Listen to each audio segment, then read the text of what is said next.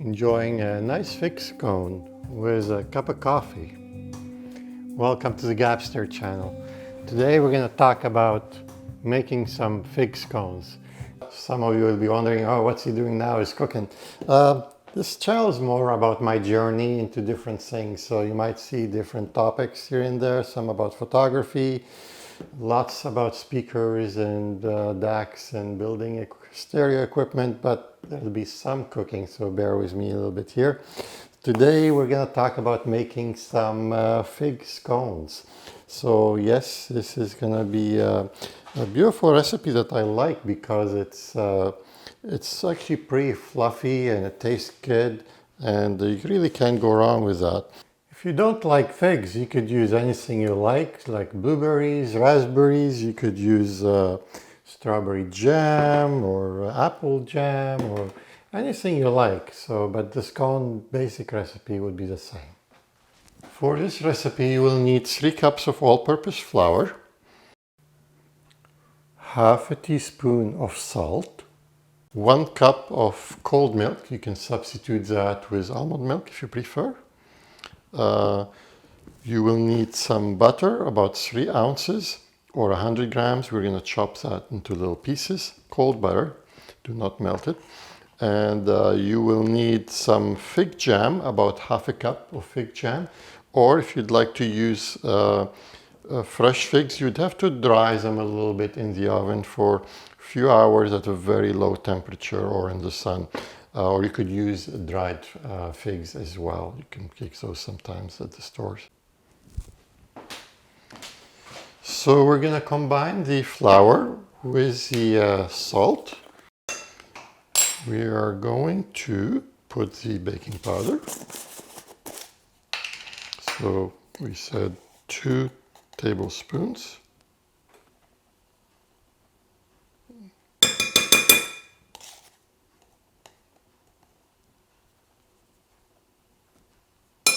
We're going to mix those well together. I'll put that aside for a little bit. Now we're going to grab the butter. We're going to grab a big knife. And what you want to do, so that's about 3 ounces of butter, 100 grams. It's cold, so don't melt it. We're just going to cut it into small pieces. So start like this. And then we're going to cut it into smaller pieces as well.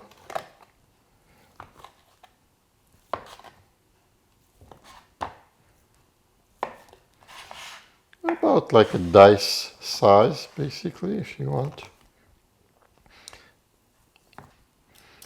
So now we're going to add the butter to the flour. So we're just going to throw that stuff in. And while you do that, just stir a little bit, throw some more, stir a little bit. And we're just going to stir it a lot. If you have a pastry cutter, you can use it here and just push it in, and that helps really make the pieces small. I don't have one, but it's easy. You can use some, some spatulas, wooden spatulas in my case, and you just go like this and just turn it. What you're doing basically is making the butter pieces a little bit smaller, so that's kind of the whole idea behind this. So then what you want to do is you want to add the milk. So again, it's cold milk, so 1 cup.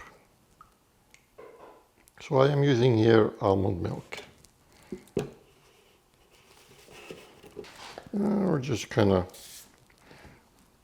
keep mixing it.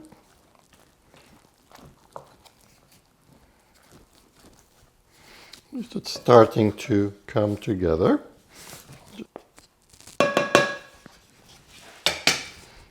Just mix it with a spoon this time.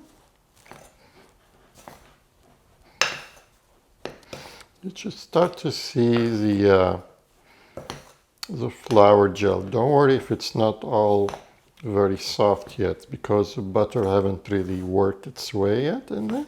So it takes a bit of time. You gotta keep working it out. So what you can do next is pretty much dump it down. And this is where you actually work it, really.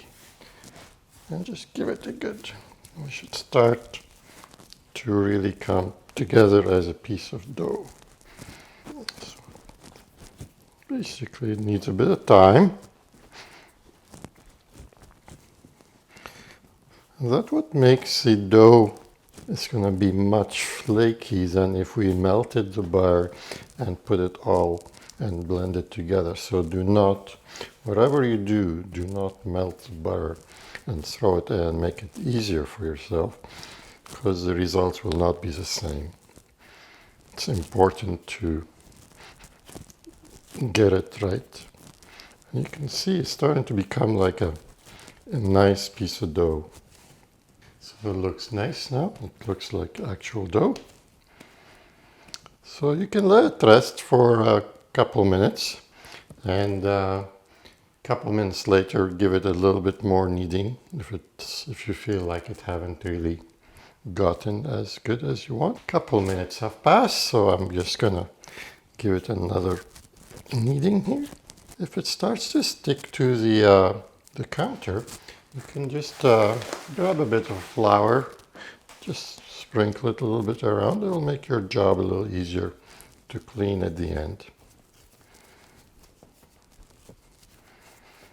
So then what you want to do is you're going to start making it into a flat square. And for that we're going to grab a rolling pin. Just going to grab my rolling pin here. So here we go. Don't have to have a huge one like mine, but any roller pin will work fine. It's also good to just put a bit of flour on the rolling pin itself and a little bit on the top. And you flip it, a little bit of flour. And this will make sure it doesn't stick either to the counter or to the roller pin.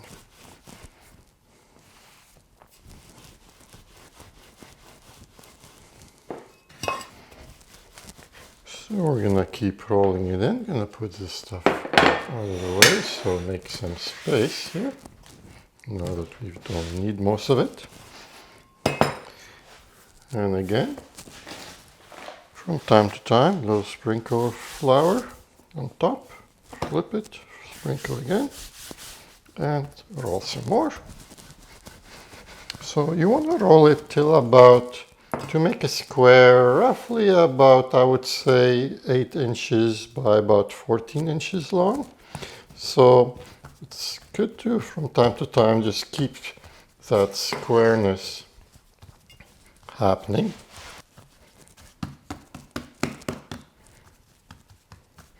And that's how, roughly about 8 inches by 14. You don't really have to measure, like if it's slightly 9 by 13 or whatever, it's really not that critical.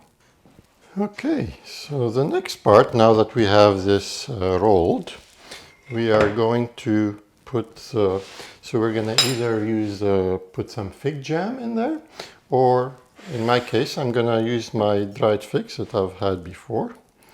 And basically just put them everywhere you want. So you can, if you're using fig jam, you just put as much as you like. If you like lots, you can put lots. If you like little, you can put little. Roughly we suggest around half a cup as a base start, and then from there you can either put a little more or a little bit less. I got lucky actually this year. My raccoons didn't eat all of my figs. So we got a few figs and had some extras, and that's why I dried them. It's a little easier to dry them, and that keeps them a little longer because they all come up at the same time, and you kind of feel like, how am I going to eat all these figs? And they only last for a couple days, so you don't want to. So drying them will help you help them last longer. So now that we put all the figs or the fig jam on top, this is a little bit tricky, critical. You're gonna fold it into 3 it's like an envelope basically. You're going to fold it like this. So that's one. And then this part is going to go like this. And that's going to give you that layered effect. And now you're going to give it a couple more rolling. Again, a little bit of flour will help things not stick.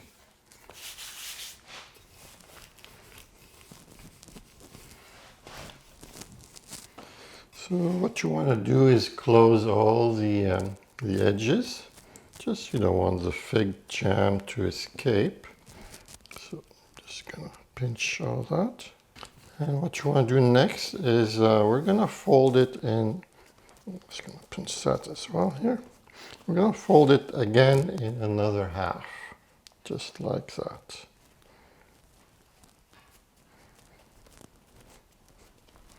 There you go. Now, just gonna flour the floor a little bit. Just gonna add a little bit more flour. It's getting a little bit on the sticky here. I don't want it to stick at this stage. There we go. Now you wanna roll it. I would roll it in this direction because you wanna keep it basically about say 4 by 12 here. Something like that. So I'm going to fold it like this. So you can also use your hands. You can guide it on the side and guide it here. That helps it grow into the right direction. How much you roll it will basically determine the thickness of your scones. So if you like scones that are very thick and like that, then you can keep it a little bit on the thick side. If not, you just roll it a little bit more. Well, that seems to be about right. So it's about probably, I would say, 4 by 12 here. The next part is we're gonna grab a cutting board. Just lightly flour it again. And we're going to cut that into scone size pieces. If you need a tray, and what I would suggest you use is some parchment paper. It will make your life easier to clean everything. So like that. So I'm using the same knife I was cutting the butter with, so it still has some butter on, which helps cut things even. So you're gonna use basically like triangles. So avoid making pointy triangles, so keep them a little bit on the, just leave a little bit at the end so they're not completely pointy. Okay.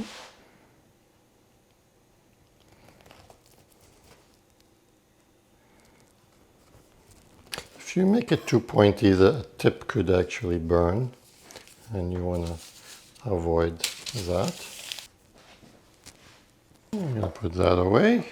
So here's our scones, as you can see.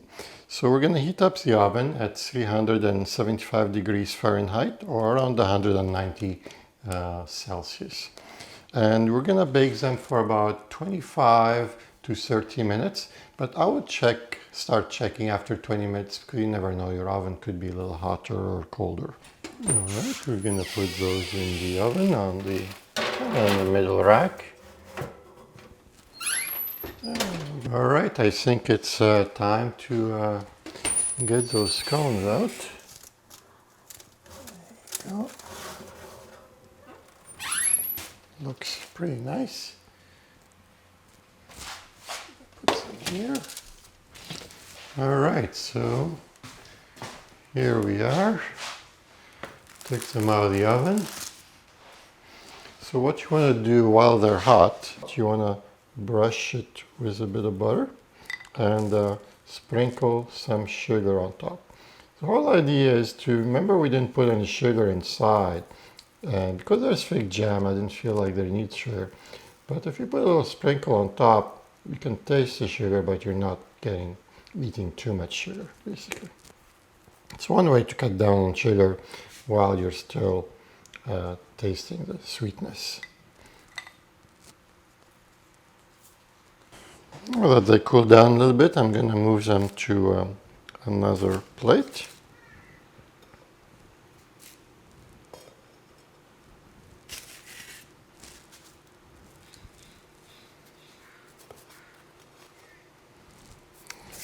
Go. And voila, these are your fig scones. Here you can see close up.